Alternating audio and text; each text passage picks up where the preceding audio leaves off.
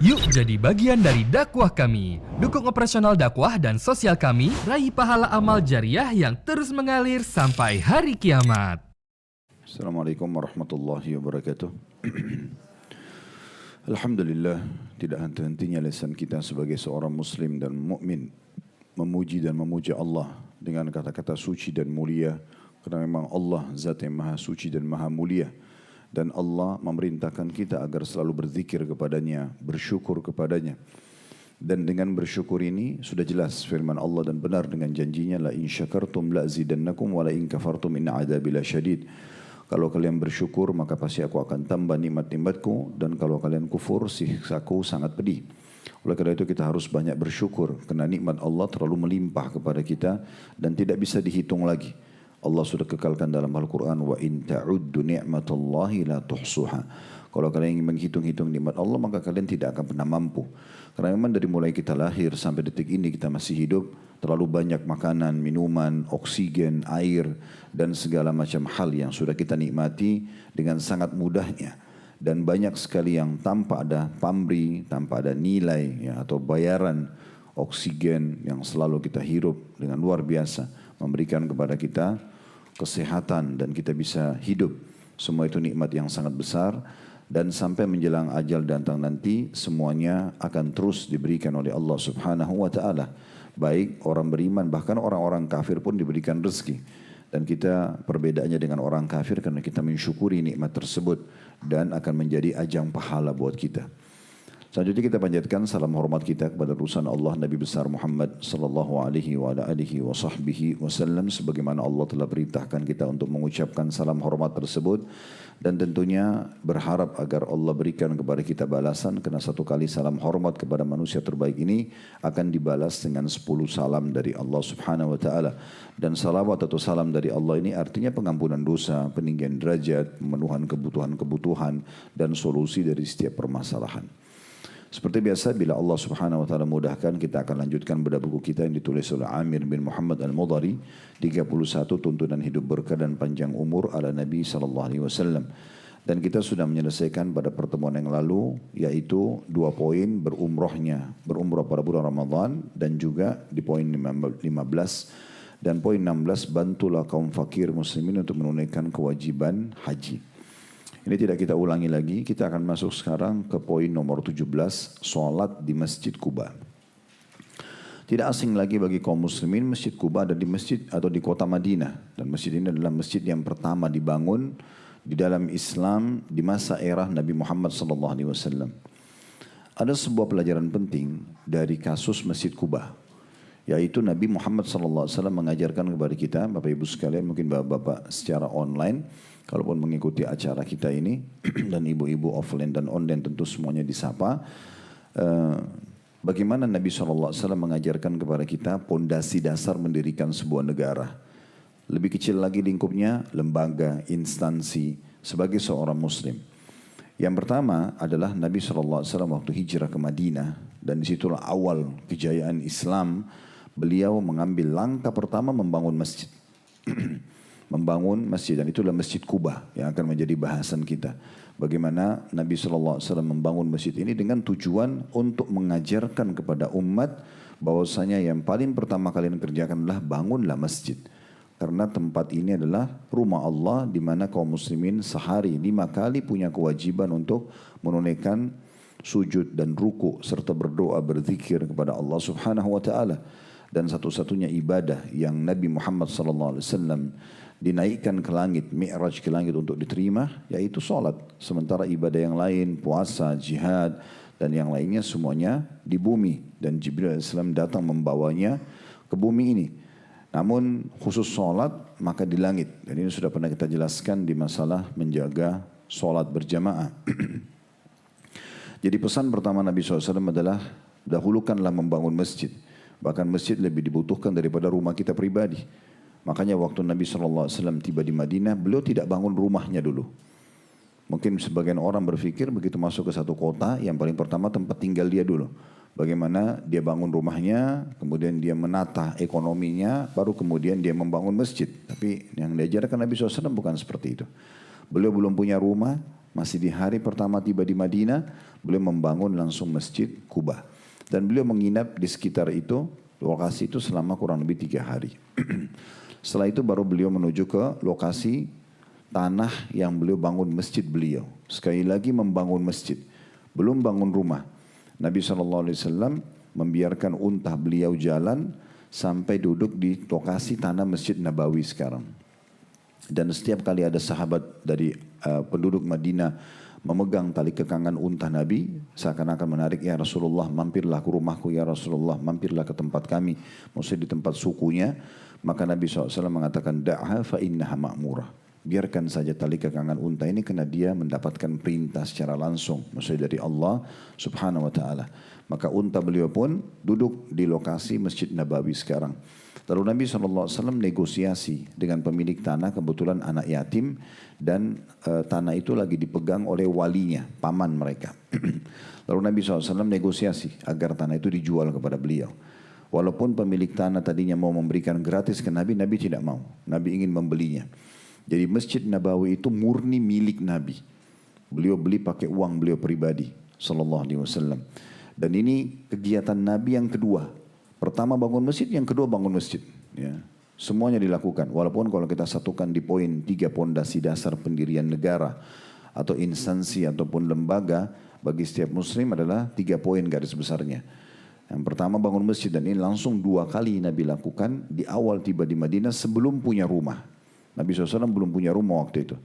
Dan sementara proses pembangunan Masjid Nabawi, beliau tinggal di rumah sahabat Nabi Abu Ayyub Al-Ansari radhiyallahu anhu yang bernama Khalid bin Zaid.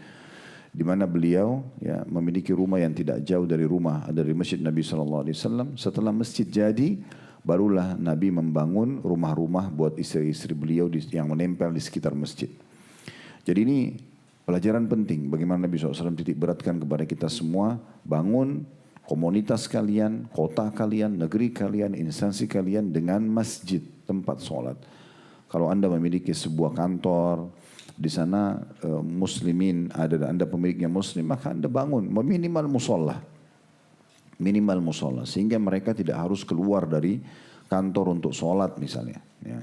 Dan berikan mereka kesempatan sholat, bahkan kalau perlu gunakan itu sebagai peraturan, SOP kantor, wajib sholat tepat waktu. Kita harus menggunakan kedudukan kita justru untuk menerapkan syariat Allah Subhanahu wa taala. Saya pernah berbagi cerita dan saya ulangi lagi. Waktu kami sebelum pindah di Condet membuka restoran, sempat buka di Kalibata City di mall waktu itu. Kurang lebih 3 sampai 4 tahun kami di sana. Hampir setiap sholat, memang setiap sholat saya kasih peraturan SOP, harus semuanya break sholat 10 menit sebelum azan, rorindornya restoran ditutup, dan semua pergi sholat, wajib. Kalau enggak kita keluarkan. Pertama dikasih surat peringatan, kecuali dia punya udzur syar'i, dia lagi sakit perut, mules, enggak bisa. Tapi setelah itu tetap harus menyelesaikan sholatnya di masjid. Ada beberapa saudara-saudara muslim kita yang kerja di toko-toko di sebelah restoran kami waktu itu, datang lalu bertanya pada staf-staf yang ada di restoran kami, itu di sana kerja disuruh sholat ya, atau diizinkan sholat. Maka kata staf kami, bukan sini bukan cuma diizinkan, diwajibkan. Kalau enggak kami bisa dikeluarkan. Maka mereka membahasakan dengan polosnya ya. Mereka bilang, enak sekali ya kerja di situ. Sementara kami kerja di tempat-tempat orang non-muslim ini, jangankan sholat wajib 5 waktu, sholat Jumat aja kami enggak diizinkan.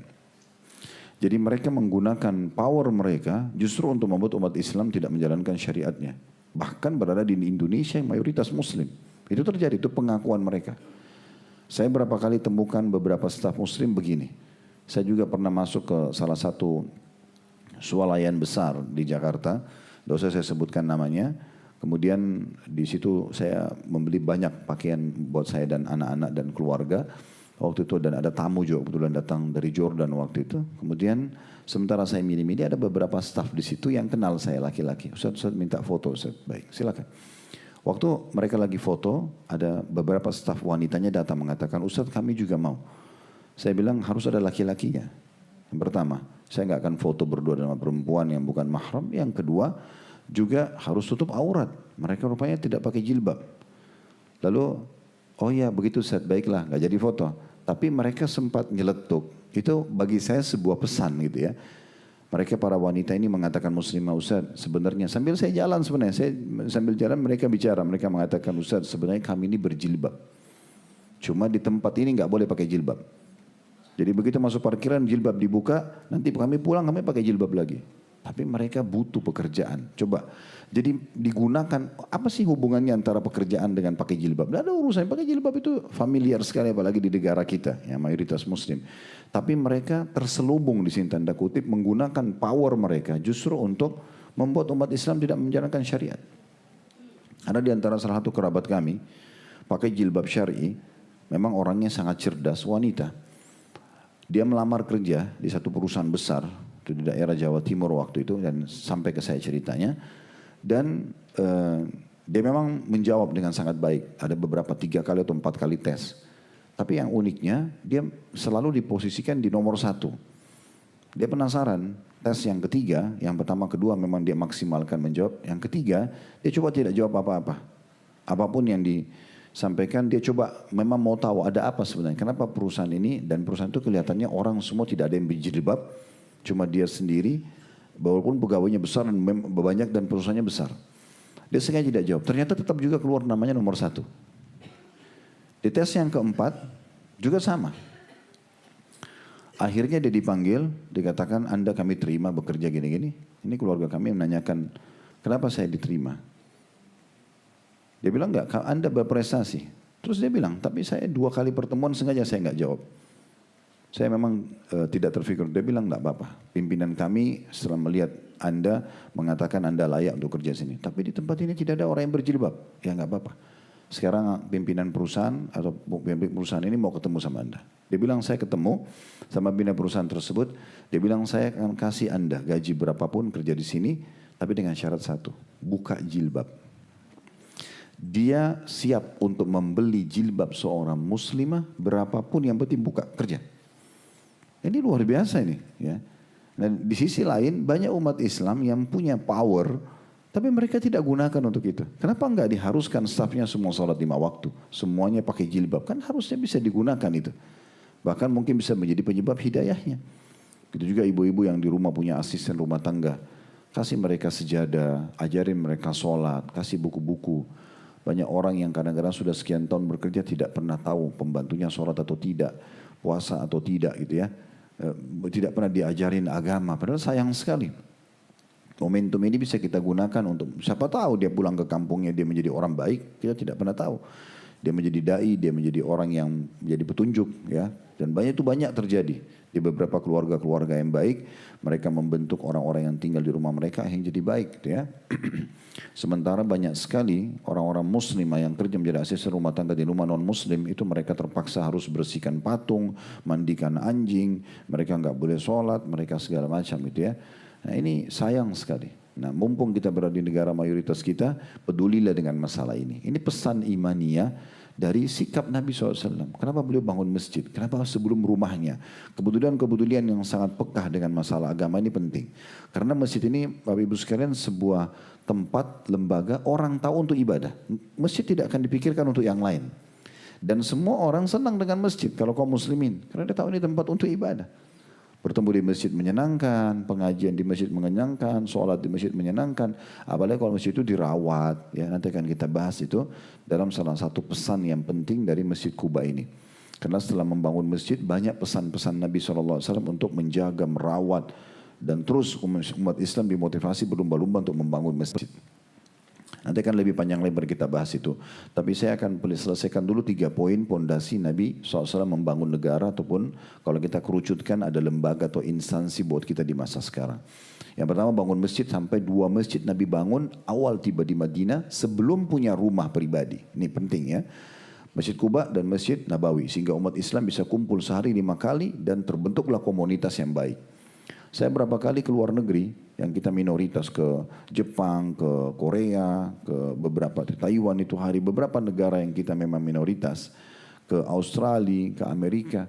Setiap kali mau cari sesuatu yang baik untuk orang Islam kayak makanan halal, komunitas, pasti tanya dulu pertama masjid. Saya selalu tanya, mana masjid? Ada masjid pasti sebelahnya ada restoran halal, ada baju muslimah, ada komunitas muslim di wilayah itu. Aman dekat masjid itu. Bayangkan kalau kita jadi penyebabnya. Kita yang bangun masjid itu, kita yang rawat. Berapa banyak pahala yang kita bisa dapatkan. Nah ini pesan penting Bapak Ibu sekalian. Jangan sia-siakan kesempatan emas. Yang punya tanah lebih, wakafin buat masjid. Ada kelebihan harta, bangun masjid. Gitu ya. Nanti akan kita bahas lebih panjang lebar masalah itu.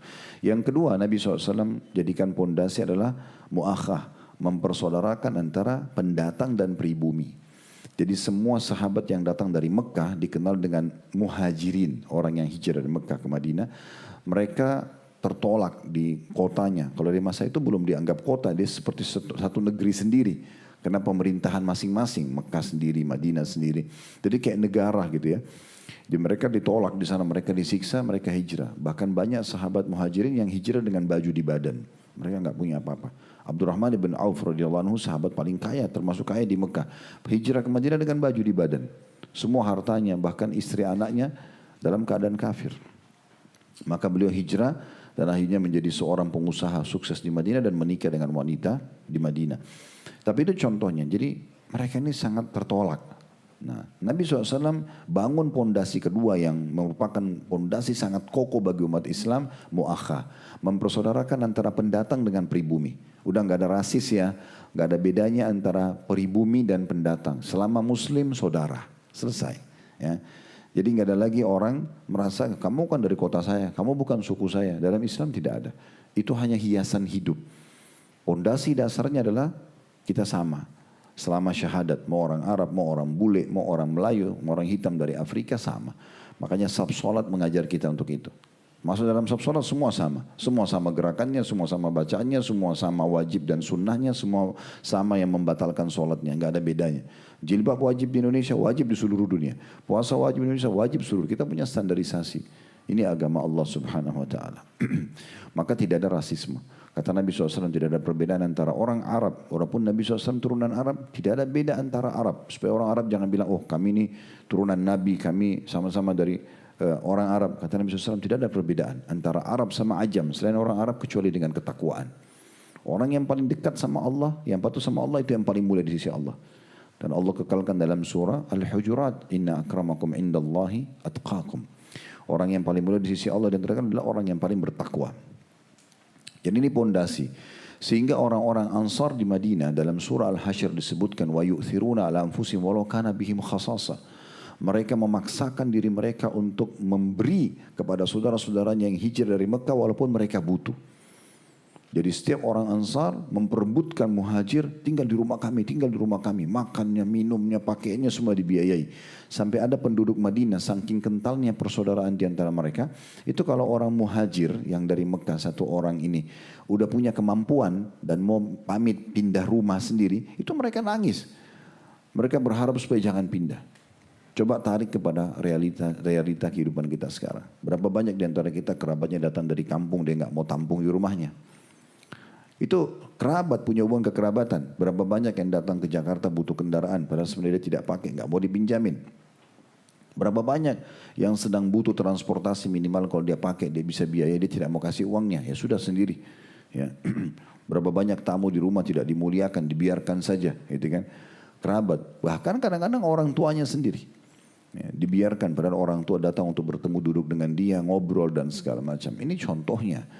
Kalau orang-orang muslim saja secara umum biar kita tidak kenal dianjurkan untuk menjalin persaudaraan apalagi kalau punya hubungan kekerabatan. Ini sebuah pondasi yang sangat kuat. Sudah ada tempat berkumpul masjid, sholat, ibadah kepada Allah. Lalu dikuatkan persaudaraan semua. Nabi SAW tekankan waktu ditanya amalan apa dalam Islam yang paling baik. Setelah yang wajib-wajib. Kata Nabi SAW, engkau memberikan makan kepada orang-orang. Berbagi makanan dan ucapkan salam kepada orang kau kenal dan tidak kenal. Semua tidak perlu, oh ini tetangga fulan baru pindah, saya tidak kenal orangnya. Sudahlah gak usah salam. Gak ada dalam Islam itu. Ketemu Assalamualaikum warahmatullahi wabarakatuh. Dan kata Nabi SAW kalau dua orang muslim bertemu yang paling afdal, paling mulia di sisi Allah yang mulai salam. Diluaskan hubungan, dieratkan persaudaraan di antara kita gitu ya.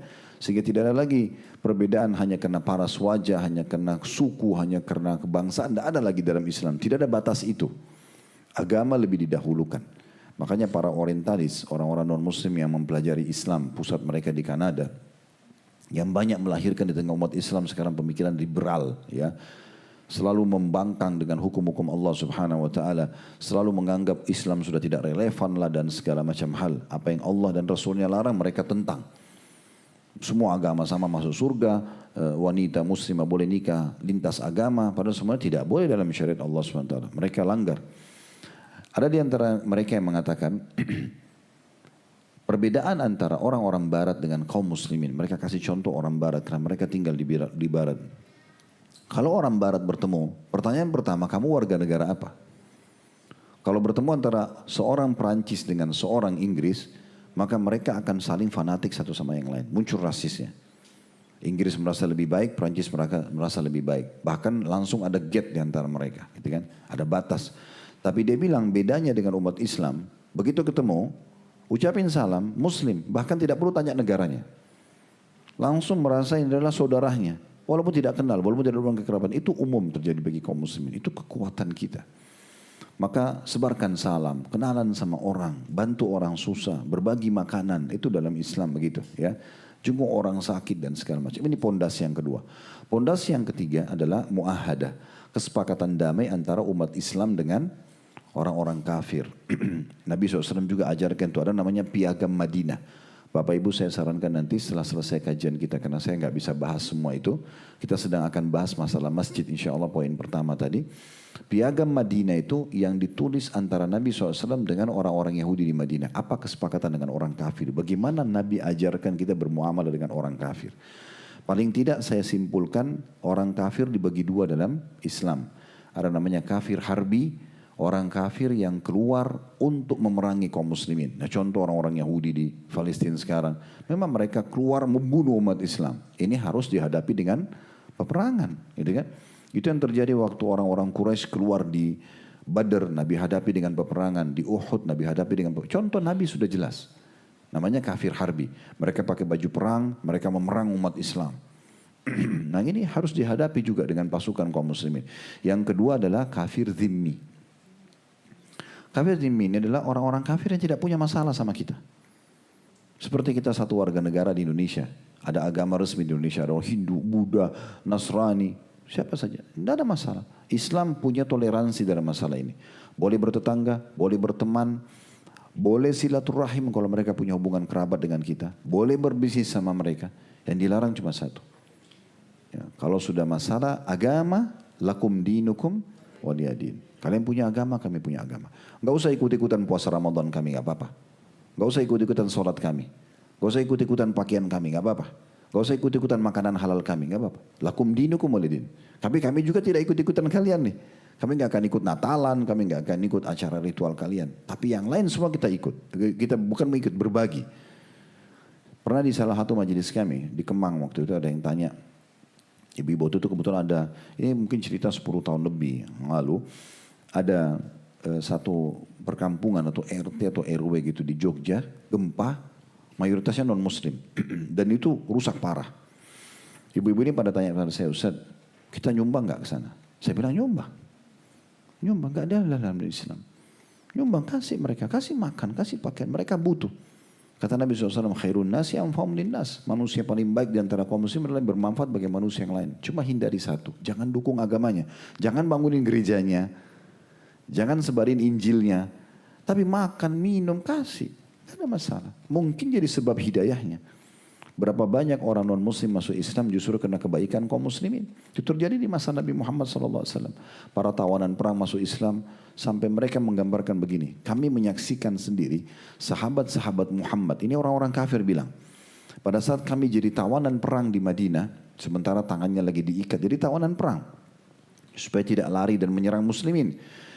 Maka para sahabat Muhammad SAW itu memegang roti manis dan memasukkan ke mulut kami. Tawanan perang dikasih makan roti manis sementara mereka makan kurma kering. Dan Nabi SAW bilang, berbuat baiklah kepada para tawanan. Dan berapa banyak mereka masuk Islam karena itu. Kalau pernah dengar As bin Abi As, anak mantu Nabi. Salah satu anak Nabi kan namanya Zainab. Itu suaminya namanya As bin Abi As, itu penduduk Mekah. Dia waktu Zainab mengimani risalah Nabi Muhammad SAW ayahnya, ini anak mantu Nabi gak mau masuk Islam. Akhirnya Zainab hijrah ke Madinah, masih dalam kondisi suaminya kafir.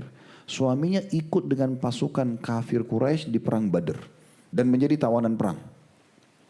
Waktu jadi tawanan perang, dia lihat muamalahnya umat Islam. Gak ada musuh dalam sejarah manusia itu. Tadinya berperang bunuh-bunuhan, begitu ditawan dikasih makanan, dikasih pakaian, dibuat baik. Selama dia tidak buat pemberontakan masalah, tidak ada masalah. Gitu kan? Bahkan diajak Islam, bahkan bisa dibebasin, bisa ditebus sama keluarganya. Maka dia pun mengirim surat kepada Zainab minta agar dia ditebus. Zainab pun akhirnya mengirim radhiyallahu anha kalung yang pernah dihadiahkan oleh Khadijah ibunya, istri pertama Nabi pada saat Zainab menikah. Waktu Nabi SAW lihat, Nabi menangis. Apakah kalian tahu cerita ini, kata Nabi? Mereka bilang tidak ada. Maksudnya kok bisa Zainab ini memberikan kalung ini? Mereka bilang tidak ya Rasulullah. Ya, maka Nabi SAW tahu ini untuk tebusan As tadi, ya, anak mantu Nabi. Diterima oleh Nabi. Udah nggak usah dibayar dengan ini, bebasin aja dia. Melihat kejadian tersebut, As ini pulang ke Mekah. Abil As dia kasih kembali semua amanah yang ada di pundaknya dari pemilik orang-orang Mekah. Lalu dia iklanin Islamnya, dia ke Madinah, lalu dia kembali sama istrinya. Dan keluar sebuah hukum kalau ada dua orang dalam non Muslim ya. Yang satunya masuk Islam, muslimahnya masuk Islam, laki-lakinya masih dalam keadaan kafir, maka nggak boleh kumpul dulu ini. Tapi belum dianggap bercerai. Kalau si laki-laki kemudian nyusul masuk Islam, mereka nggak butuh akad nikah, udah tinggal kembali aja. Nah itu sebuah hukum yang terjadi, gitu kan? Nah ini kesepakatan. Dan kita tidak boleh mengganggu umat non-Muslim yang tidak buat masalah sama umat Islam, bukan memerangi umat Islam. Makanya kata Nabi SAW, man qatala mu'ahadan lam yarih raihatal jannah wa inna riha la tujadu min masirati arba'ina kharifa. Siapa yang coba-coba membunuh orang kafir yang dalam kesepakatan damai dengan umat Islam, ada orang Islam datang nih, dia bunuh orang kafir semaunya saja. Kayak kemarin beberapa kasus orang muslim bom di Kuningan, bom di mana-mana. Ini semua enggak pernah ada dalam Islam, ya. Wajar mereka dianggap sebagai teroris karena enggak masuk akal. Islam enggak pernah suruh bom-bom sana sini bunuh orang. Oh kena orang kafir kita bunuh. Itu hari bom Bali. Enggak masuk akal semua. Untuk apa dilakukan itu? Itu kewajiban pemerintah, bukan individual. Dan kenapa harus dibunuh? Daripada dibunuh, kenapa nggak didakwai? Kenapa nggak diajak masuk Islam? Kenapa harus dibunuh gitu kan? Karena di sana umat Islam ada yang dibunuh. Itu kasusnya di sana, bukan di sini. Nggak boleh dipukul rata. Kita harus adil. Siapa yang berbuat kriminal, itu yang kita tuduh. Nggak boleh satu orang kafir misalnya, itu hari di mana? Di New Zealand ya. Ada yang bunuh umat Islam yang masuk ke masjid. Ya. Bukan berarti semua non Muslim di New Zealand salah. Pelakunya saja yang salah. Islam menyuruh kita seperti itu. Gak boleh kita pukul rata agamanya atau keluarganya. Yang salah dia. Dia yang kita ambil hukum. Karena belum tentu sepupunya, belum tentu ayahnya, belum tentu ibunya orang jahat. Kan itu. Kan itu Islam mengajarkan kita seperti itu, adil. Jadi kita harus paham baik-baik tentang masalah seperti ini. Pernah terjadi di masa juga kerajaan Utsmaniyah dulu di Turki. Terlepas daripada kerajaan itu kita sedang tidak bahas. Tapi ada satu kejadian di masa itu. Kalau pernah dengar nama Muhammad Fatih ya. Itu di masa dia berjaya. Bertepatan umat Islam lagi dibantai di Spanyol. Pernah dengar kasus kerajaan Islam di Spanyol runtuh. Lalu umat Islam dipaksa. Sampai sekarang saya waktu bawa jemaah umroh plus Spanyol. Itu kami sempat datangin beberapa titik-titik. Mereka bangga sekali dengan alat penyiksaan mereka dulu waktu siksa umat Islam. Gergil-gergil besi yang dipakai untuk bunuh orang, apa segala macam. Dan masih banyak gambaran-gambaran di buku-buku Islam sekarang. Bagaimana mereka membunuh anak kecil dan segala macam. Kejam sekali. Waktu itu Muhammad Fatih keluarkan sebuah, karena jengkel dia dengar sana umat Islam dibantai. Kalau gitu kita keluarkan juga di wilayah Islam bantai orang non-Muslim. Supaya mereka juga terpukul. Waktu itu disodorkan kepada para ulama yang ada. Maka ulama mengatakan tidak boleh hukumnya. Kalau anda mau bentuk pasukan serang itu Spanyol yang buat salah. Jangan bunuh yang di sini nggak ada salahnya. Memang begitu Islam ajarkan. Jadi kita harus adil. Ya. Ada satu orang buat salah dia. Dan mau lebih hebat lagi dalam Islam. Setiap orang buat salah. Kita kerucutkan ke kesalahan dia saja. Contoh ibu-ibu sama suami ada masalah. Misalnya, suami lagi masalah dengan satu poin. Maka kerucutkan ke satu poin. Jangan merembet kemana-mana. Seorang suami istrinya buat salah, cukup satu masalah itu. Jangan kalian kemana-mana, tidak usah bawa mertua, bawa ipar. Ya. Karena kalau dia masalah sama suami atau istrinya, berarti kan sekarang masalah dia satu orang. Tapi kalau dia bilang, memang orang tua kamu itu. Ini musuhnya jadi tiga ini.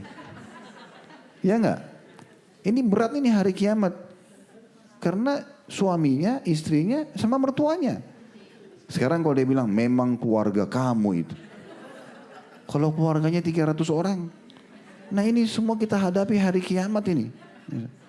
Atau ada, ini sering saya kasih contoh di pengajian kita. Kalau misalnya ada satu orang Amerika misalnya nikah sama laki-laki, nikah sama wanita Indonesia. Lalu dia masalah sama istrinya. Lalu dia bilang, memang orang Indonesia itu. Ini 270 juta lebih dia harus hadapi hari kiamat. Kan bodoh namanya. Nah makanya kalau mau adil dan aman ini. Gak mudah ubanan, gak mudah keriputan ya. Kerucutkan ke masalah satu saja. Udah, masalahnya janjian suami istri gak tepat waktu. Itu yang dibahas. Gak usah bahas kemana-mana. Dan selesaikan pada saat itu.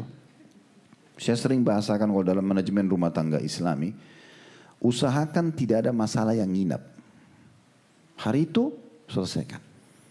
Dan kerucutkan ke satu bahasan, itu saja. Kerucut, kalau sudah selesai. Yang benar memaafkan, yang salah minta maaf. Buka lembaran baru. Bahagia terus itu. Kalau dendam terus, disimpan-simpan terus isi WA-nya, dibahas terus sampai 1 tahun. Teh yang manis jadi pahit. Buah-buah, enak rumah, segala jadi gak enak semuanya.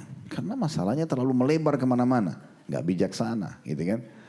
Nah ini diantaranya. Ya, walaupun kita tidak usah bahas ke rumah tangga nanti jadi panjang. Jangan tulis pertanyaan di masalah ini ya. Kita sedang bahas masalah masjid. Baik, intinya kita harus bisa adil dalam masalah bermuamalah dengan orang-orang kafir. Gak boleh kita ganggu mereka. Bahkan kita berbuat baik sama mereka, semoga saja mereka dapat hidayah, gitu kan? Seperti itu. Baik, saya akan bacakan sekarang sebuah hadis yang diangkat oleh penulis berhubungan dengan Masjid Kuba di poin nomor 17 di halaman 49. Salatlah di Masjid Kuba. Ini salah satu kiat yang seperti judul kita 31 tuntunan hidup berkah dan panjang umur ala Nabi SAW.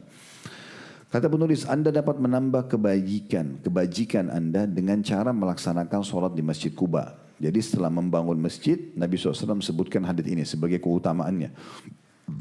Berbunyi dari Sahal bin Hunayf radhiyallahu anhu, wa Rasulullah SAW bersabda, man tatahhara fi baiti thumma ata masjid Quba fa shalla fi salatan kana lahu ka ajri umrah. Barang siapa yang bersuci di rumahnya kemudian mendatangi Masjid Quba lalu ia melaksanakan salat di dalamnya maka ia mendapatkan seperti pahala umrah. Dan ini ada di bawah footnote Sunan Ibnu Majah dan disahihkan oleh Syekh Albani dalam Sahih Sunan Ibnu Majah nomor 1412. Dari ayat ini kita ambil 2 pelajaran. Yang pertama, adanya anjuran seluruh kaum muslimin, baik penduduk Madinah ataupun di luar Madinah untuk sering mengerjakan sholat di Masjid Kuba. Walaupun umumnya travel kita biasanya buat program sekali saja ya selama di Madinah, karena biasa kita habisin waktu 4 hari 3 malam atau 3 hari 2 malam biasa di Madinah ya, sehingga dipaketkan dengan city tour. Tapi di saat ibu dan bapak lagi di Madinah ada waktu lowong, jalanlah sendiri pakai taksi misalnya ya, bisa saja. Sekarang sudah dibuat ada rute jalan kaki dari Masjid Nabawi ke Masjid Kuba ya, mungkin memakan waktu 15 sampai 20 menit gitu ya. Kalau misalnya mau dapat keutamaan ekstra. Nah seperti itulah. Adanya anjuran untuk sholat di sana dan Nabi SAW juga mencontohkan sholat di masjid ini. Kemudian yang kedua, keutamaan sholat di Masjid Kuba itu sama dengan pahala umroh. Dan kita tahu sendiri rangkaian ibadah umroh kalau di masa sekarang itu tidak akan kurang dari 4 sampai 5 jam minimal ya. Bisa lebih dari itu karena padatnya tawaf, padatnya sa'i, belum kadang-kadang terpotong dengan waktu sholat ya. Nah semua ini tentunya bisa kita raih hanya dengan sholat 2 rakaat di Masjid Kuba. Dan tentu bisa masuk dalamnya ini sholat wajib atau sholat sunnah. Misal Bapak Ibu lagi di Madinah bertepatan city tour, ternyata sudah masuk waktu duhur. Lalu kita ikut sholat berjamaah di Kuba itu sudah dapat juga pahala umroh. Atau cuma mampir sholat duha kalau pagi hari, atau kita sholat tahiyat masjid, sholat wudu. Intinya sholat apa saja di Masjid Kuba pahalanya sama dengan umroh. Nah ini disebutkan oleh penulis semuanya sebuah hadis. Saya akan coba kuatkan dengan beberapa hadis yang lain yang mirip dan sejalan dengan ini ya. Saya ambil ini dari kitab Sahih Targhib Tarhib milik Al-Mundhiri rahimahullah, dan sebentar juga kita akan baca masalah masjid dan bagaimana merawatnya itu juga dari buku yang sama kurang lebih cuma beda jilid. Kalau keutamaan Masjid Quba ini masuk di kitab haji di jilid 3-nya. Ada bab khusus tentang keutamaan Masjid Quba, Masjid Nabawi, Masjid Haram Mekah. Hadits nomor 10-nya dengan sanad sahih di ghairihi dari Usaid ibn Zuhair al-Ansari radhiyallahu anhu. Kalau tadi kan hadits kita ini beda sahabatnya dengan yang sedang kita baca ya. Sekarang orang lain lagi, dia adalah salah satu sahabat Nabi SAW. Dia menuturkan hadits Nabi SAW yang beliau bersabda, "Salatu fi masjid Quba ka umrah." Solat apapun yang dikerjakan di Masjid Quba sekali sama dengan ibadah umrah. Diriwayatkan Tirmidzi, Ibnu Majah juga Al-Baihaqi. Tentu di sini kalau ada yang bertanya, lalu bagaimana dengan solat yang diulang-ulangi? Misalnya orang solat duha, 2 rakaat salam, 2 rakaat salam. Apakah 2 rakaat pertama pahala umrah, 2 rakaat kedua pahala umrah? Ya kita berharap, mudah-mudahan. Karena memang hadis yang baru saya bacakan itu sholat 1 kali di Masjid Quba pahalanya sama dengan umrah. Ya berarti kalau sholat 2 kali, ya mudah-mudahan kita berharap, gitu kan? Kita berharap. Kemudian dalam hadis yang lain, hadis nomor 11, tadi hadis urutan nomor 10 di dalam keutamaan Masjid Quba, Masjid Nabawi, Masjid Haram. Dari sahabat Sahal bin Hunayf, dia mengatakan radhiyallahu anhu, dan ini sahabat tadi yang kita baca di buku kita ya, man tatahhara fi baitihi thumma ata masjid Quba fa shalla fi salatan kana lahu ka ajri umrah. Barang siapa yang bersuci di rumahnya. Nah, berarti ada anjuran agar bukan uduk di Quba tapi uduknya di rumah. Kalau kita pendatang di hotel. Makanya saya kalau kadang-kadang sebelum city tour saya ingatkan, Bapak Ibu sekalian uduk ya, karena lebih afdal. Walaupun nanti kalau batal bisa uduk di Masjid Quba, tapi usahakan uduk dari hotel supaya mendapatkan keutamaan hadis ini. Ya, siapa yang bersuci di rumahnya, kalau kita mungkin tadi pendatang di hotelnya lalu mendatangi Masjid Quba, kemudian dia sholat di dalamnya, di sini tidak disebutkan sholat apa, umum, wajib atau sunnah, tidak disebutkan juga jumlah rakaatnya, maka pahalanya sama dengan umrah. Hadis ketiga yang tambahan ya, yang kita bacakan tambahan, hadis nomor 12 di dalam kitab haji di Sahih Targhib Tarhib Al-Mundhiri, itu nomor 12-nya dengan sanad sahih. Ada 2 riwayat di sini, 12A dan 12B. Dari Ibnu Umar radhiyallahu anhu, ini sahabat yang lain lagi menukil berkata, karena Nabi SAW yazuru Quba au ya'ti Quba rakiban wa masyian. Bahwasanya Rasulullah SAW selalu mengunjungi Quba atau datang ke Quba baik dengan berkendaraan atau jalan kaki. Jadi Nabi SAW pernah praktekin ini, berulang-ulang datang ke Quba, sesekali beliau tunggangi kuda atau unta, sesekali juga beliau berjalan kaki. Berarti ini menandakan bagian daripada sunnah Nabi, ya. Jalan kaki pun termasuk sunnah Nabi. Dan ditambahkan riwayat fayusalli fihi raka'atain, dan Nabi sholat di Quba 2 rakaat. Kemudian di 12B-nya, maksudnya urutan 12 di buku Sahih Targhib Tarhibnya, dalam sebuah riwayat Bukhari dan juga An-Nasai disebutkan anna Rasulullah SAW kana ya'ti masjid Quba kulla sabtin rakiban wa masyian wa kana Abdullah yaf'aluhu atau yaf'aluhu. Bahwasanya Nabi SAW seringkali mendatangi Masjid Quba setiap Sabtu, hari Sabtu, beliau menunggangi tunggangan, berkendaraan atau jalan kaki. Dan Abdullah bin Umar ikut mencontohi itu. Kemudian hadis selanjutnya, ini sahih mauquf, maksudnya hanya sampai sahabat saja informasinya, dari Amr bin Sa'ad dan Aisyah binti Sa'ad radhiyallahu anhum ajma'in. Mereka berdua mendengarkan ayahnya, maksudnya Sa'ad, berkata, li'an usalliya fi masjid Quba ahabbu ilayya min an usalliya fi masjid Baitul Maqdis. Aku solat di Masjid Quba lebih aku cintai daripada solat di Baitul Maqdis, maksudnya di Masjid Aqsa. Walaupun tentunya hadis ini riwayat Al-Hakim, walaupun tentunya Masjid Aqsa lebih afdal. Masjid Aqsa lebih afdal beranjak daripada hadis Nabi SAW. Tidak boleh orang secara khusus melakukan perjalanan jauh untuk sholat di masjid kecuali di tiga. Masjid Haram Mekah, Masjidku ini, Masjid Nabawi dan Masjid Aqsa. Aqsa tetap lebih afdal. Kemungkinan besar perkataan saat ini yang dimaksud adalah karena beliau tinggal di Madinah, Masjid Kuba dekat gitu ya. Beliau mengatakan lebih baik saya kejar pahala umroh yang dekat ini daripada saya harus ke Baitul Maqdis. Waktu itu mungkin sekitar ya bisa sebulan lebih perjalanan. Sebulan setengah karena dari Mekah sekitar 2 bulan. Madinah lebih dekat dengan Aqsa. Tapi 1 bulan setengah orang menunggangi tunggangan gitu kan untuk pergi ke sana dan pahalanya tetap masih ada Masjid Nabawi lebih besar karena Masjid Nabawi 4 kali lipat lebih besar daripada Baitul Maqdis. Pernah di zaman Nabi SAW ditanyakan kepada para sahabat untuk mereka diskusi mana lebih afdal, mana lebih besar pahalanya. Masjid Nabawi kah atau Masjid Aqsa? Lalu Nabi SAW keluar dari rumahnya masuk ke dalam masjid. Lalu beliau mengatakan ketahuilah masjidku ini lebih baik dari Aqsa ya dibandingkan Aqsa itu 4 kali lipat. Kalau Masjid Nabawi 1000 pahalanya berarti Aqsa 250 kali gitu ya. Nah seperti itu kurang lebih gambarannya. Baik, ini tentu beberapa hadis berhubungan dengan masalah Masjid Kuba. Sekarang kita masuk ke esensinya. Jadi tujuannya. Nabi SAW kan intinya membangun masjid. Tadi kan kita titik beratkan itu ya. Maka kita akan lebih banyak berbicara tentang motivasi membangun masjid dan bagaimana merawat masjid itu sendiri. Ada hadis yang ditulis juga oleh Al-Mundhiri di kitab jilid satunya ya.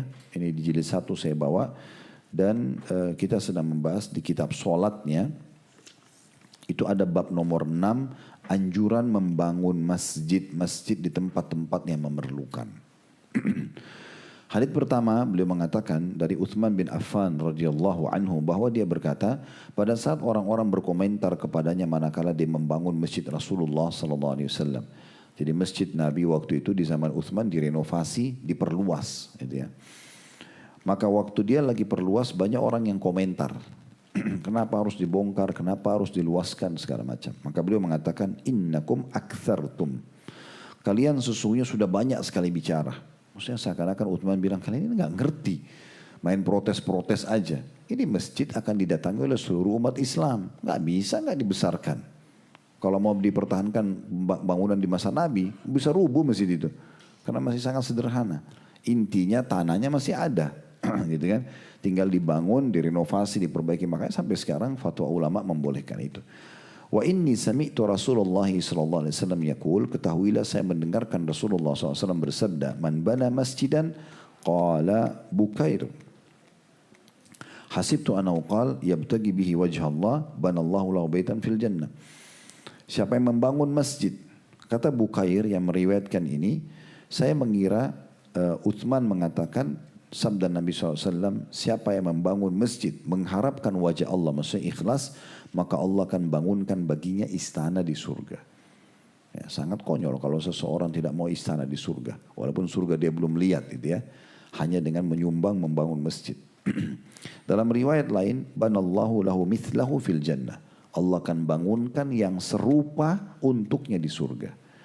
Ya, riwayat yang tambahan ini serupa berarti memang akan ada perbedaan antara orang yang membangun kecil masjid atau menyumbang ala kadarnya dengan orang yang bangun utuh, pasti beda. Gak mungkin disamakan.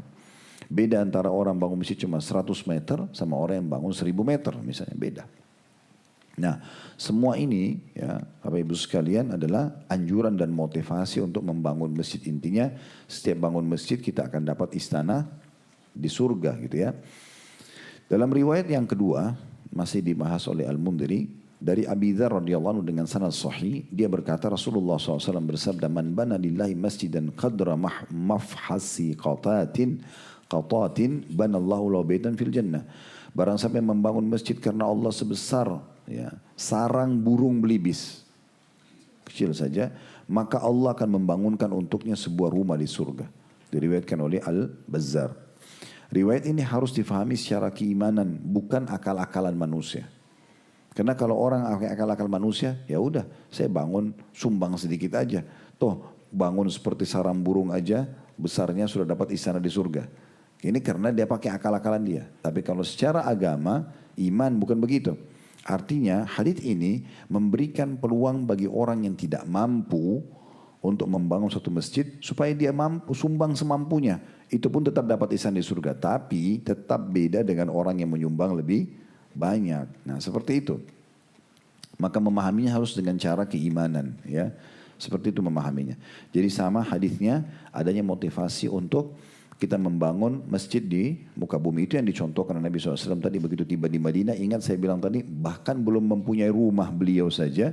Beliau sudah bangun masjid duluan. Ya.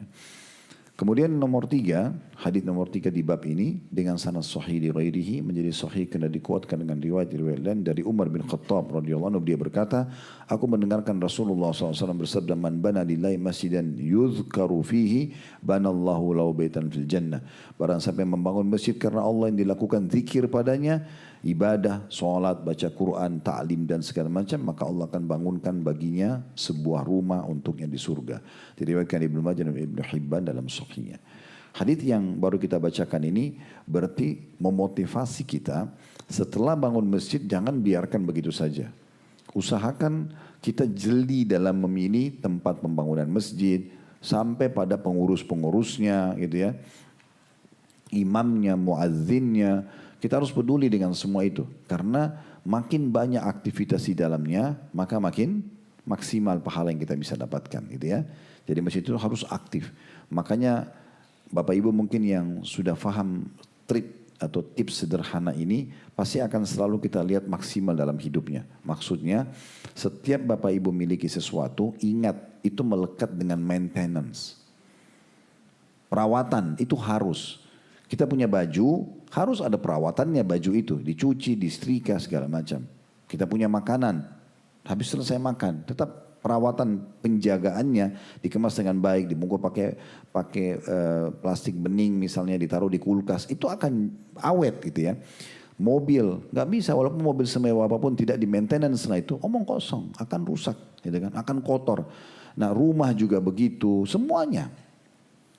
Banyak orang tidak paham masalah ini, tips sederhana tapi tidak paham.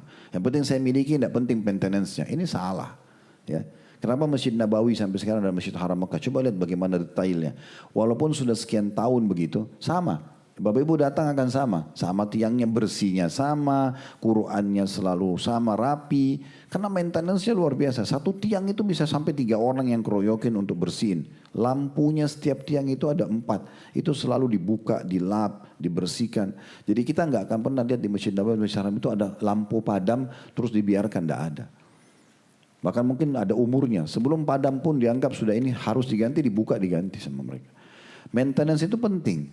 Nah, sama dengan kita punya hubungan dengan orang, kita maintenance hubungan tersebut. Ini penting banget. Tips sederhana tapi banyak orang tidak paham. Makanya tidak banyak rumah yang berantakan, banyak pekerjaan yang berantakan, banyak kendaraan yang akhirnya kelihatan tua padahal masih baru dan segala macam lah. Karena mereka tidak lakukan masalah itu. Makanya kita kalaupun membangun masjid, fikirkan masalah maintenance-nya gitu ya. Bagaimana selalu kita tetap follow up, bukan hanya sekedar nyumbang bangun masjid di Jawa Tengah, saya tidak pernah tahu. Enggak, cari tahu. Masjidnya oke enggak? Bangunannya oke enggak? Mungkin butuh tambahan apa? Minta pengurusnya, tambahin AC, tambahin karpet, maintenance. Kalau perlu kasih pekerjaan khusus, marbotnya dibuat pelatihan untuk supaya tahu bagaimana merawat kamar mandinya segala macam. Itu akan jauh lebih baik. Karena pahalanya kembali ke kita. Saya waktu itu hari pernah ada undangan perkawinan di Cirebon. Saya pagi-pagi bawa mobil ke sana. Ya. Di tengah jalan saya mampir mau sholat duhur karena pulang sudah masuk waktu duhur. Ada satu di rest area, saya lupa nomor berapa. Ada masjidnya bagus banget, bersih. Maintenance-nya luar biasa. Karpetnya, lantainya itu sampai mengkilat. Padahal itu orang udah lalang sholat. Mobil banyak sekali di situ. Tapi sedikit saja sudah selesai dipakai, mungkin marbotnya datang dipel, dibersihin lagi. Kamar mandinya bersih, nyaman. Nah itu kenapa? Karena maintenance-nya. Nah itu yang dimaksud. Maintenance untuk masjid bukan hanya sekedar kebersihan dan bangunannya, tapi juga kegiatan-kegiatannya. Kita maintenance juga itu imamnya, makmurkan imamnya. Jangan imam ditaruh, nggak pernah dikasih gaji, nggak pernah dipikirin bagaimana makannya, bagaimana minumnya. Paling bagus di masjid itu ada rumah buat imam, gitu kan?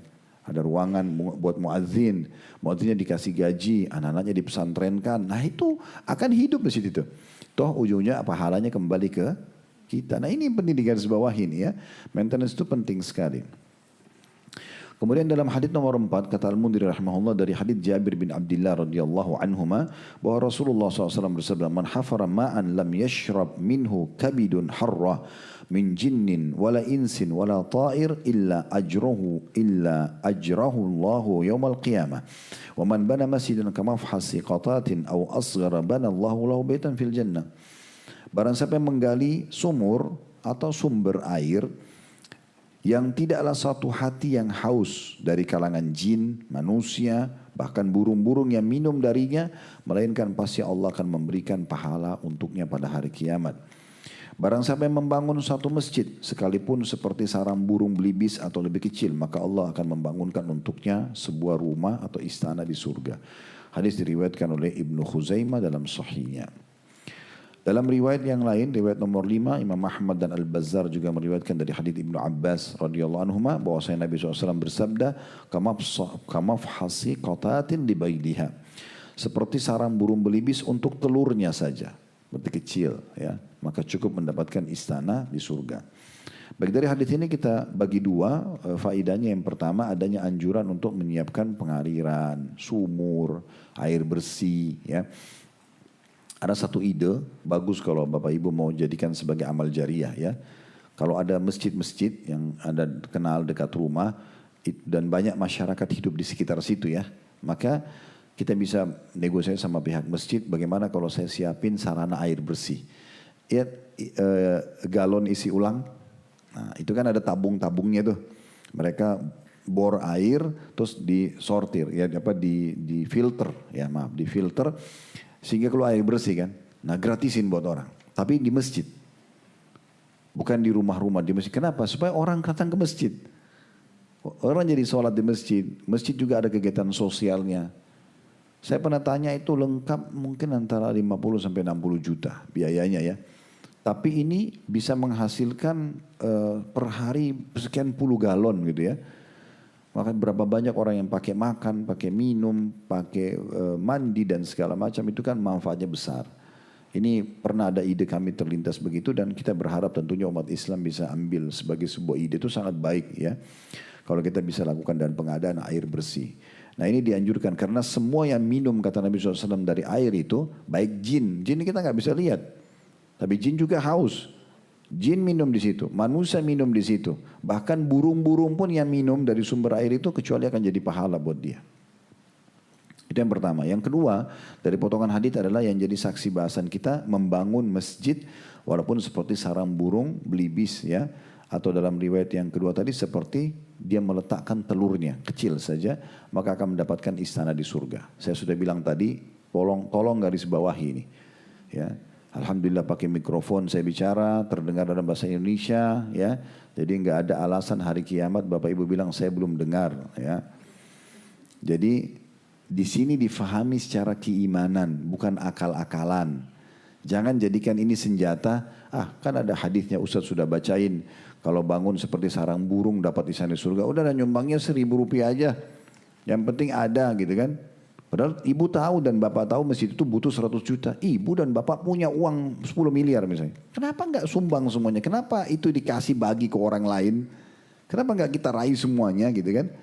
Sehingga daripada kita hanya seperti sarang burung, kita mungkin lebih besar yang kita bisa dapatkan. Pahalanya lebih besar. Ya, gitu. Itu contohnya. Apalagi memang dalam bab sedekah sudah pernah kita singgung masalah itu. Saya ingatkan kembali ya.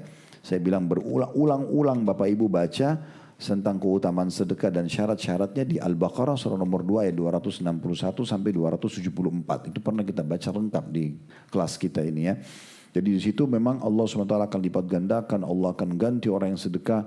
Kalau ada peluang kita sendiri, kenapa kita kasih orang lain? Kan gitu. Nah itu penting ya. Sehingga memahaminya dengan cara keimanan. Maksudnya hadits ini adalah orang yang tidak mampu pun, tidak mampu sama sekali untuk bangun masjid karena tidak punya duit. Mungkin hanya sekedar pekerjaan harian, gajinya per hari 50 ribu, 100 ribu, kecil sekali pendapatannya misalnya 10 ribu per hari misalnya, masih bisa dapat istana di surga. Karena kalau dia nyumbang 2 ribu, 3 ribu di kotak amal bangun masjid juga dapat. Nah itu memahaminya.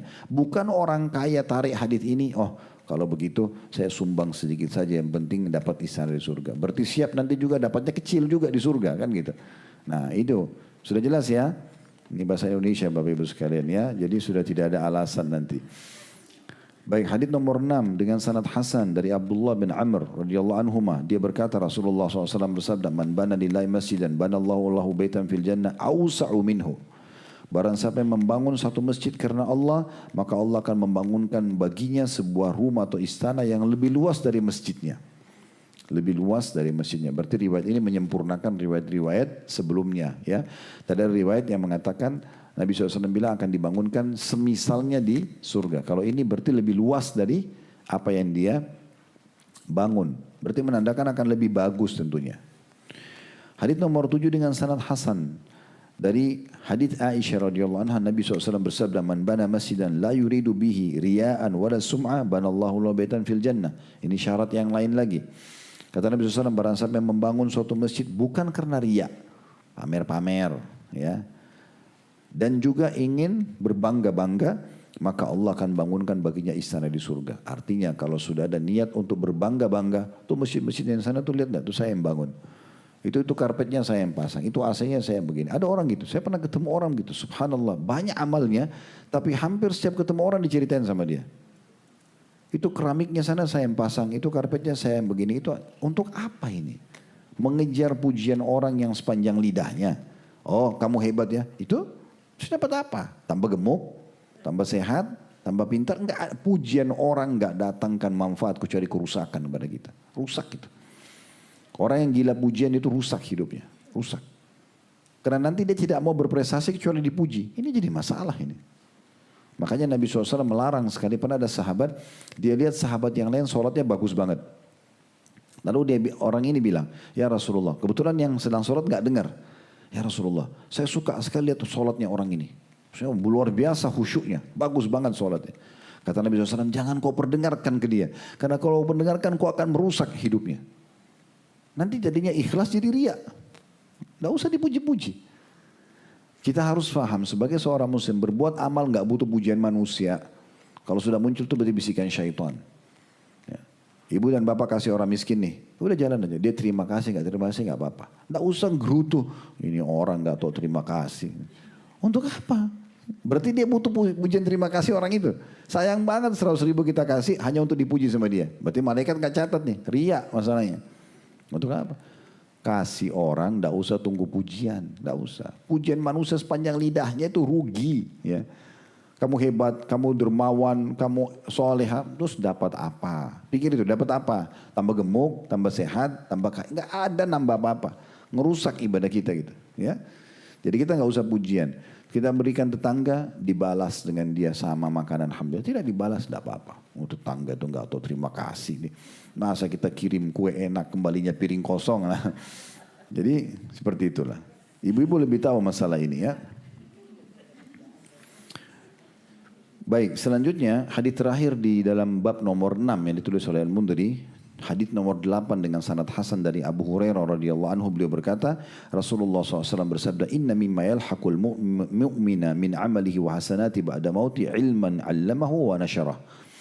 Sesungguhnya di antara yang akan menyusul ya atau akan terus menyertai seorang mukmin dari amal-amal kebaikan setelah kematiannya. Yang pertama adalah ilmu yang dia ajarkan ya dan disebarluaskan. Ini sudah pernah kita jelaskan ya. Kalau kita tidak bisa tulis buku, sebarin bukunya ulama. Nah itu. Beli, sebarin, bagi-bagiin ke orang. Ini buku yang kita bedah kecil banget nih. 10.000, 15.000 rupiah. Beli, bagiin ke orang. Bawa ke rumah kerabat, bawa ke masjid, titipin aja. Anggap pembantunya yang baca, gak apa-apa. Tapi ilmu itu hadiah paling bagus, ya, paling mahal itu. Berikan hadiah ke anak-anak, bukan hanya makanan dan minuman. Kasih buku, belajar, buku. Ilmu itu paling mahal. Lebih daripada makanan, minuman dan segala macam hal. Harus peduli dengan ini. Ini pernah kita jelaskan tapi saya tidak akan panjang lebar karena ini bukan bahasannya. Yang kedua kata Nabi SAW, awwala dan salihan taraka. Atau anak saleh yang dia tinggalkan. Maksudnya pada saat dia meninggal, anaknya yang ditinggalkan saleh. Dan tidak mungkin anak saleh terbentuk sendiri tanpa kita membentuknya. Peduli dengan pendidikannya di rumah, peduli dengan pergaulannya, peduli dengan lembaga pendidikan yang rewel gak apa-apa. nggak boleh nak, harus begini, nggak boleh, harus. Memang kita orang tua tugasnya mengatur. Ya, bedain ya, suami istri itu sebagai pendamping, bukan pengawas. Ya. Orang tua dengan anak memang pengawas, harus awasin. Jangan tanya pendapat anak, bagaimana menurut kau nak? Pilihkan, selesai. Kecuali sudah 14 tahun ke atas, udah mulai sempurna akalnya, oke. Masih 3 tahun, 4 tahun ditanya mau makan apa nak. Kalau dia minta yang ibu tidak punya, kan susah. Ya. Mau makan apa nak? Ayam goreng bu. Ya, nanti ibu buatin. Terus ibu lupa. Habis itu anak itu tanya, mana ayam gorengnya bu? Oh ibu lupa nak. Ibu ini. Ibu ini durhaka loh. Sudah terbentuk dari kecil. Kenapa banyak orang tua anak-anaknya durhaka? Karena dia sendiri yang memulai itu. Selalu tawarin macam-macam buat anaknya. Umurnya belum tahu. Hidangkan makan, ini rezeki kita hari ini nak, baca bismillah, tangan kanan makan, syukuri. Udah biasakan begitu. Jadi terbentuk menjadi anak-anak yang bakti. Kalau ada di antara bapak ibu sekarang sampai seumur anda sekarang anda masih sering telepon orang tua, masih minta pendapatnya, karena dari kecil anda dibentuk begitu. Kalau ada orang anak-anak yang setahun sekalipun syukur kalau telepon orang tuanya, itu karena dari kecil dibiasakan punya pilihan sendiri. Jadi harus dipikirkan baik-baik ini.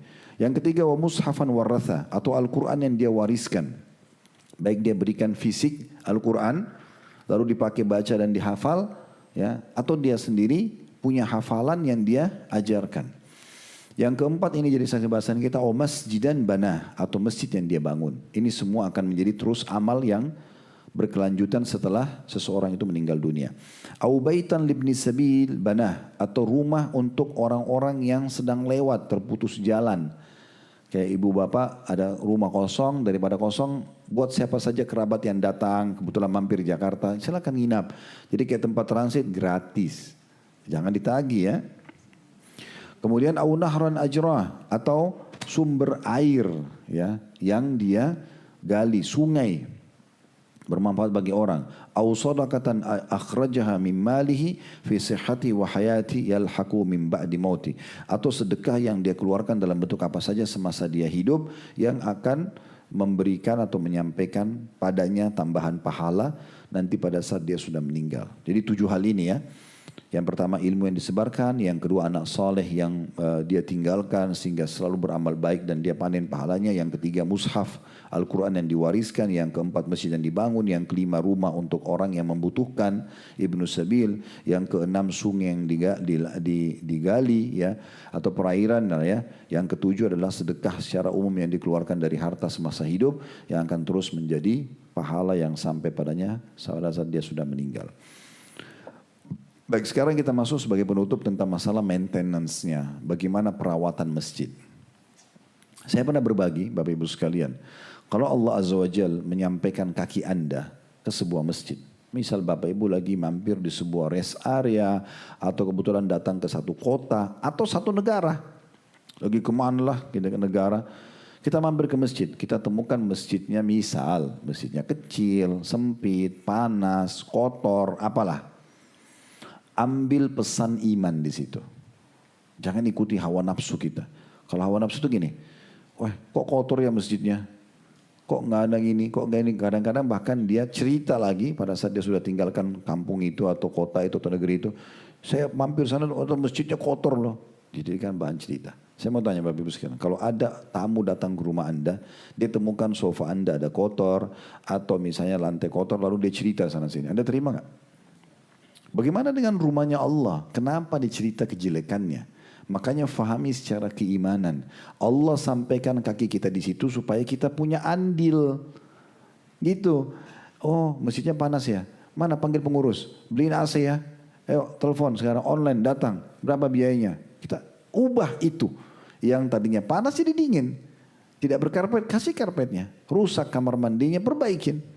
Jadikan amal jariah. Sehingga masalah yang sedang Allah titip pesan ini loh, masjidku rumahku lagi ada masalah. Kita yang selesaikan. Nah itu yang benar. Ini tidak jelek-jelekin. Masjid itu kotor, masjid itu panas. Nanti kalau lewat lagi kita sholat yuk. Oh di situ jangan masjidnya panas. Kenapa ini? Gitu. Kenapa nggak nangkap secara keimanan gitu ya? Harusnya dia faham masalah itu. Baik. Hadis tentang masalah perawatan masjid ini ada dimulai oleh Al-Mundhiri. Hadis pertamanya dengan sanad sahih, Abu Hurairah menceritakan radhiyallahu anhu, anna imra'atan sauda, anna imra'atan sauda'a kanat taqummul masjid. ففقدها رسول الله صلى الله عليه وسلم فسأل عنها بعد أيام فقيل له إنها ماتت فقال فهلا آذنتموني فأتى قبرها فصلى عليها. Bahwa seorang wanita yang berkulit hitam kelam, ya, biasa menyapu dan membersihkan masjid Nabi. Tidak ada yang suruh. Ibu ini ijtihad, upaya dari dia bersihin masjid Nabi, dia sapu, dia bersih-bersihin, dia rawat lah. Kemudian satu hari Rasulullah SAW kehilangan dia.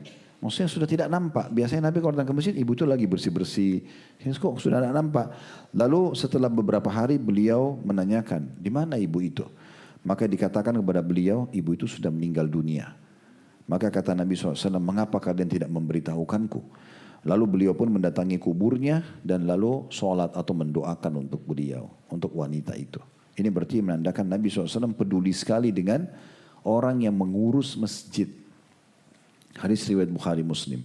Riwayat yang lain dengan sanad Hasan Ibnu Khuzaimah menyebutkan dalam sahihnya anna imra'atan kanat taltaqitul khiraqa wal 'idana minal masjid. Bahwasanya wanita itu dulunya biasa memunguti kain-kain, potongan-potongan kain dan ranting-ranting dari masjid. Jadi karena itu Nabi SAW muliakan beliau. Riwayat yang lain juga diriwayatkan Ibnu Majah dan Ibnu Khuzaimah. Kata Abu Sa'id radhiyallahu anhu, kanat sauda'u taqummul masjid, fatuwfiyat laylan, falamma asbaha Rasulullah SAW ukhbira biha, faqala ala adantumuni, fakharaja bi ashabi, fawaqafa ala qabriha, fakabbara alaiha wan nasu khalfahu, wa da'a laha thumma ansaraf. Dahulu ada seorang wanita hitam yang biasa menyapu masjid. Lalu pada suatu malam dia wafat, wanita itu wafat. Di pagi hari Rasulullah SAW berberitahu, maka beliau mengatakan, mengapa kalian tidak memberitahukan maksudnya tentang kematian wanita itu? Lalu para sahabat pun keluar dan berdiri pada kuburnya. Beliau bertakbir mensolatkannya, sementara orang-orang di belakangnya dan juga mendoakan, lalu beliau pulang. Kemudian dalam riwayat yang lain juga dari Samurah bin Jundub radhiyallahu anhu, ini sudah selesai masalah tadi kasus wanita yang membersihkan masjid bagaimana Nabi muliakan. Riwayat yang lain kata Samurah radhiyallahu anhu, amarana Rasulullah SAW an nattakhidal masajida fi diyarina wa amarana an nunadhifaha. Rasulullah SAW memerintahkan kami agar membuat masjid-masjid di tempat tinggal kami, kota kami, ya, desa kami, negara kami, instansi kami. Tadi saya sudah bilang, jangan lupa ya. Musola. Ibu-ibu ingatin suaminya. Di kantor ada musola enggak Pak? Tolong buatin musola. Walaupun orang antri sholat, semampunya cuma berapa 3x3, enggak apa-apa, buat sholat. Orang itu, ibu juga ada panen pahala, hanya kasih saran saja. Kalau diikutin kan Masya Allah, itu bagus banget gitu ya. Ini kata Samurah bin Jundub, Nabi SAW suruh kami, perintahkan kami. Kalau beliau berarti semua umat Islam, karena beliau sahabat Nabi. Kita semua diperintahkan untuk membangun masjid-masjid di tempat-tempat tinggal kami. Dan beliau memerintahkan kami untuk membersihkan dan merawatnya. Nah ini, ya, maintenance-nya ini harus dipikirkan. Karena banyak orang, Bapak Ibu sekalian, dia bangun masjid, dia nggak mau peduli lagi. Tidak pernah dia tahu masjid itu siapa muadzinnya, siapa imamnya, bagaimana gajinya, bagaimana bangunannya, tidak pernah peduli. Mungkin masjid itu sudah rubuh, dia nggak tahu, gitu kan. Makanya kami di yayasan kadang-kadang sampai orang luar negeri telepon, orang dari Saudi pernah telepon, dapat nomor saya dari mana? Oh dari si Fulan. Kenapa? Apa yang bisa saya bantu? Saya bilang gitu. Saya mau bangun masjid di Indonesia, bisa nggak? Bisa. Kenapa enggak? Banyak membutuhkan masjid, gitu kan. Berapa hitungannya? Hitungannya sekian juta per meter. 4,5 juta apa gitu. Itu 1 kali 1 meter. Sudah lantai, dinding, atap semua lengkap. Tapi yang lux, yang bagus gitu kan. Maka dia bilang mahal sekali. Saya biasanya cuma 10 ribu atau 20 ribu real, 40, 30, 45 juta gitu ya. Sudah bisa bangun masjid. Saya bilang bisa. Tapi umurnya paling setahun. Nanti pakai keramik yang biasa atau bekas, atapnya juga biasa, rusak, maintenance lagi susah. Bangun yang bagus sekalian, jadi amal jariah. Sampai saya bilang, kamu mau masjid ini jadi amal jariah atau hanya sekedar punya nama pernah bangun masjid? Oh amal jariah, nah harus begini. Kalau kamu nggak mau dengan biaya begitu, silakan cari yayasan lain. Kami nggak bisa. Kami nggak mau asal-asalan. Karena kami juga bantu orang supaya kami dapat pahalanya. Kalau hanya sekedar yang penting yayasan bangun masjid, apa manfaatnya kalau tidak diurus gitu kan? Makanya kalau kami bangun masjid itu pembangunannya kita perhatikan, imamnya, muazzinnya, rumah imam, semua kita perhatikan. Termasuk di situ harus ada kajiannya, dilaporkan setiap hari. Oh hari ini kajian Riyadhus Shalihin, besok kajian ini, harus lapor. Jadi hidup masjid itu supaya orang yang nyumbang dapat pahala. Apa manfaatnya kalau tidak hidup, gitu kan? Ini sudah kita sebutkan tadi. Kemudian juga yang riwayat yang lain Aisyah mengatakan radhiyallahu anha amaran Rasulullah SAW bimina'il masajid fid duar wa an tunazzafa wa tutayyab. Rasulullah SAW memerintahkan agar kami membangun masjid di daerah-daerah kami tinggal dan agar dia atau masjid itu dibersihkan dan diberikan wewangian. Parfum wangi. Ya kalau sekarang mungkin sudah yang elektrik aja yang nyemprot setiap berapa detik sekali oke lah. Tapi buat itu supaya orang nyaman masuk di masjid, wangi. Ya, karpet beberapa sekali hari berapa pekan sekali lah dibersihkan gitu ya. Ya semua itu adalah hal yang sangat baik. Ya, ini contohnya. Dan juga tentunya ada banyak adab-adab dalam masjid ya. Di antaranya tidak boleh justru sebaliknya. Kalau tadi suruh bersihkan wangi kan tidak boleh kita kotori masjid. Mengotori masjid ini bagian daripada dosa. Ya, bagian daripada dosa. Kemudian itu dalilnya adalah hadits Ibnu Majah dengan sanad sahih. Dari Abu Hurairah radhiyallahu anhu beliau mengatakan dan Rasulullah SAW ra'a nukhamatan fi qiblatil masjid. Satu hari Nabi SAW pernah melihat ada ludah, maaf ini ya, begitu hadisnya memang ada riak orang meludah di masjid. Bahkan di arah kiblat. Fa'aqbala 'alan nas, maka Nabi SAW menghadap kepada orang-orang yang ada di masjid. Faqal, lalu beliau bersabda, "Ma balu ahadikum yakum mustaqbila rabbih fayatanakhau amamah." Bagaimana seseorang di antara kalian berdiri menghadap Robnya, Tuhannya, lalu dia meludah di depannya. Ayuhibbu ahadukum an yastaqbala fayatanakha'a fi wajhi. Apakah seseorang di antara kalian mau kalau sedang ngobrol sama seseorang lalu orang itu meludah di wajahnya atau di hadapannya? Kita lagi ngobrol lalu orang itu meludah-ludah, kita pasti nggak enak gitu ya, nggak nyaman, jorok gitu ya. Bagaimana orang bisa meludah walaupun Allah tidak lihat oleh matanya, ini rumahnya Allah, menghadap kiblat sedang menghadap Allah gitu ya. Idza basaqa ahadukum falyabsuq an shimalihi.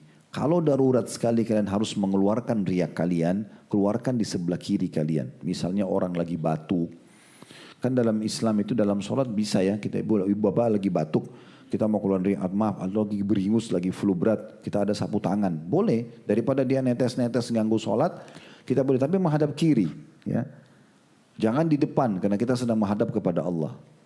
Tapi harus dengan bersih juga. Dikeluarkan dengan rapi, ada tisu misalnya. Nah itu kita lakukan. Walaupun dalam sholat, kegiatan ini nggak apa-apa tapi dalam keadaan darurat. Ya.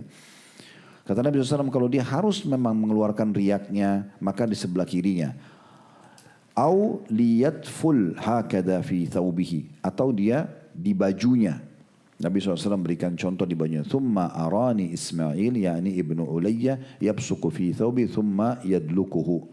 Kemudian yang meriwayatkan hadits ini mengatakan, aku diperlihatkan ya oleh Ismail bin Ulayya, ini yang meriwayatkan hadits ini dari Abu Hurairah, memperlihatkan padaku dia meludah ke bajunya, kemudian dia menguceknya, ya, atau dia membuatnya supaya tidak tumpah lagi, dia kena di bajunya. Tidak apa-apa di baju dicuci, kalau darurat sekali. Makanya ini juga lebih kepada hukumnya makruh kalau tidak ada urusannya apa-apa tapi sengaja buang kotoran lagi sholat gitu ya. Nah umumnya hadis-hadis seperti ini cukup banyak tapi ada larangan. Kalau hadis ini menjelaskan masalah riak maka masuk dalamnya segala macam tisu, bekas makanan, apa saja. Semua itu tidak boleh sama sekali ya. Mobil maaf apa, pokoknya tidak boleh. Masjid tidak boleh, harus kita jaga kebersihannya. Allahu a'lam. Tentu hadis dalam bab ini cukup banyak tapi ini sudah mewakili insyaallah. Khusus saja kalau ada benar dari Allah silakan diambil dan diamalkan. Kalau ada salah dari saya tolong dimaafkan dan saya istighfar kepada Allah Subhanahu wa taala. Semoga kita selalu istiqamah di atas agama dan diberikan kesempurnaan iman, ilmu dan amal saleh dan diampuni dosa-dosa kita dan selalu kita doakan agar negara kita terjaga kemerdekaannya, persatuan dan kesatuannya. Allah selalu berikan petunjuk para pemimpin hidayah agar menjalankan tugas dan amanah dengan baik dan Allah memberikan mereka balasan pahala pahala yang maksimal. Baik para pejuang, pahlawan yang sudah menghadiahkan kepada kita kemerdekaan, persatuan dan kesatuan ini, yang sedang bertugas dan juga yang akan datang nanti setelah kita wafat, siapapun yang memimpin negara ini, semoga selalu Allah berikan petunjuk. Dan semoga juga Allah memberikan dan membuka semua pintu-pintu rezekinya, Allah lunasi utang-utang negara kita, dan Allah jadikan contoh bagi negara-negara yang lain.